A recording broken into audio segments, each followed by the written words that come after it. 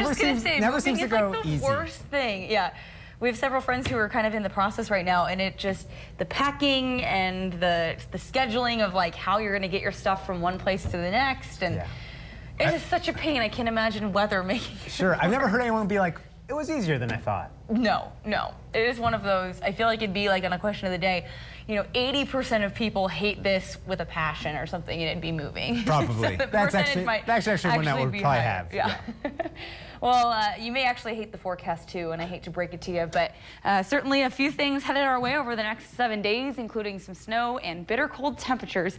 For now, dense fog advisory this morning actually just expired. The fog not quite as thick as I think we were anticipating. The National Weather Service canceling that. However, there is a chance it could become reissued if that fog does get thick throughout the morning. So watching for areas of patchy fog today. Inversion continuing for us. The haze will stick around this afternoon. A storm should roll through this weekend and kind of flush that out as we get towards Sunday in the first of 2017. Then we get very cold for the first week of the new year, unfortunately. Right now we're at 17. Winds are about as high at 16 miles an hour, making it feel like 2 degrees outside. So the temperatures are deceiving, and the wind chills are also pretty brutal. We're down to about a 1/4 of a mile in visibility in Colorado right now, so that would classify for that dense fog advisory in that category. Also seeing pockets of it out here as you head toward Nampa, so certainly still watching for some pockets of fog out there, and it could make things a little bit hard to see on the roads. 17 for us, 7 in Caldwell, and 6 degrees in Ontario, 5 below in Stanley. McCall, you're waking up to 12 degrees, and it is 17 in Mountain Home. Wind chills making it feel much colder, single digits for most of us. Quiet on the satellite radar otherwise. We will see the haze again sticking around this afternoon. For the most part, we've got a storm rolling through just to our north. It's going to send some snow into eastern Washington and the northern Idaho panhandle. We will stay dry. We're under the influence of high pressure down here in southwest Idaho, so that's what's allowing the inversion to come and also stick with us for a few days.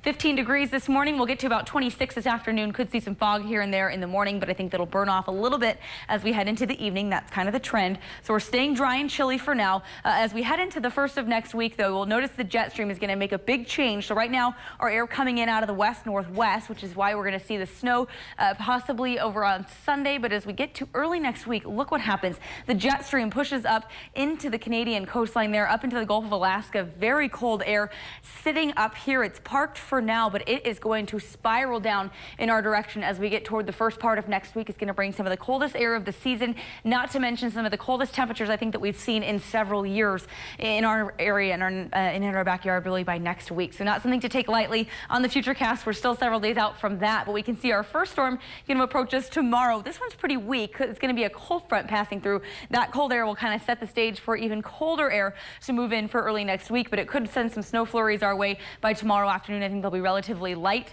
I think they won't accumulate too much. We could see a little bit in the mountains, maybe a couple of inches or so. Here's the second storm on Sunday, which has more snow with it.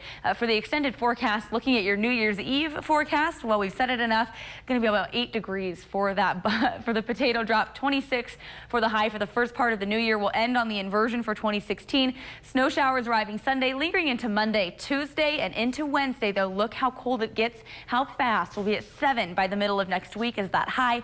Overnight lows about 8 below zero. That's about as low as it goes, and we could be breaking some records as far as those overnight low temps. Brian?